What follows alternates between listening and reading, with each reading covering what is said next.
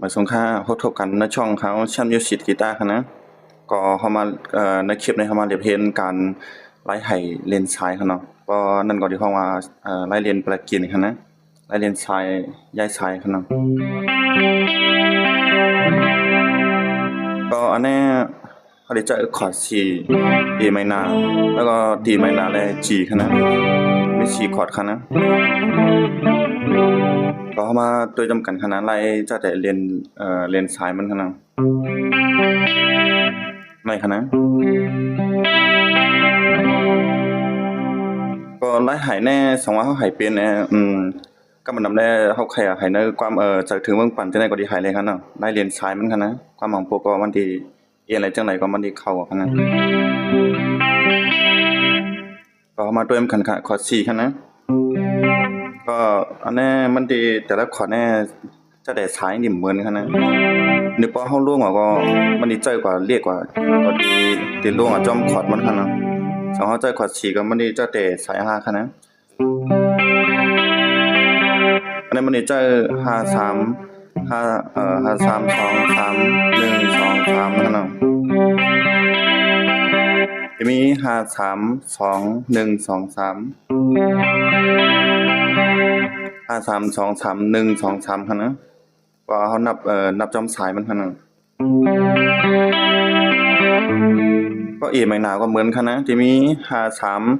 2 3 1 2 3คั่นน่ะ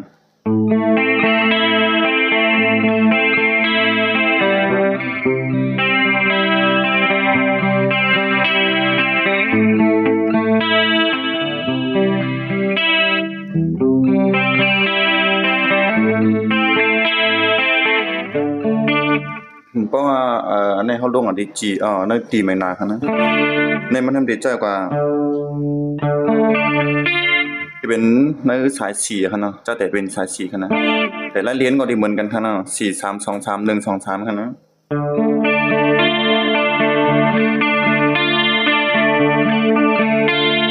ก็ G ก็ได้เป็นเส้น6คั่นเนาะ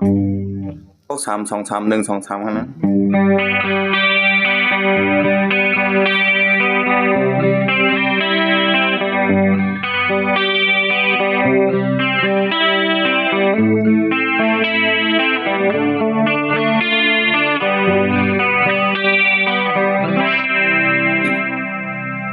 ก็ไล่เรียนให้มันได้มีเถียงมีโยงคั่นนะที่เสียงมันได้เปลืองอีกคั่นเนาะ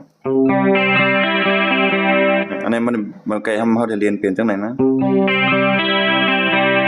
ก็ทางคำที่2นี่เขาได้เรียนจังได๋ฮะ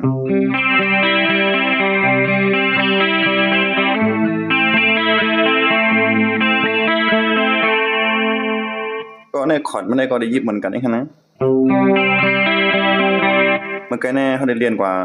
5 3 2 3 1 2 3แต่ว่าตัวเร็วเนี่ยเขาได้เรียนกว่า5 3 2 3 1 3 2 3แล้วมันนี่เป็นไงคั่นนะ5 3 2 3 1 3 2 3 5 3 2 3 1 3 2 3ก็เพราะว่าD minorก็จะเป็นว่า4 3 2 3 1 3 2 3จังได๋คั่นนะ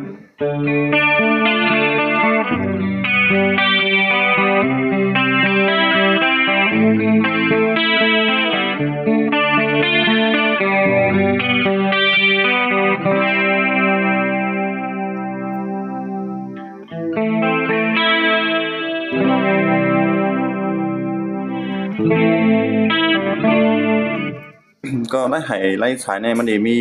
ประมาณใดขนาดจะมีบอกขนาดขนาดก็สมมุติว่าเขาให้เป็นเขาเคยให้จำความแล้วก็อันง่ายๆได้ก็บ่ต้องความจากถึงเมืองปั่นได้มันง่ายคั่นนะย้อนว่ามันนี่เป็นในคอร์ด4แล้วก็ A minor D minor G บ่ได้อยู่ในคอร์ดได้คั่นนะสมมุติเขาเรียนเขาก็เรียนจอมอันว่า5นี่ก็เลยคั่นนะ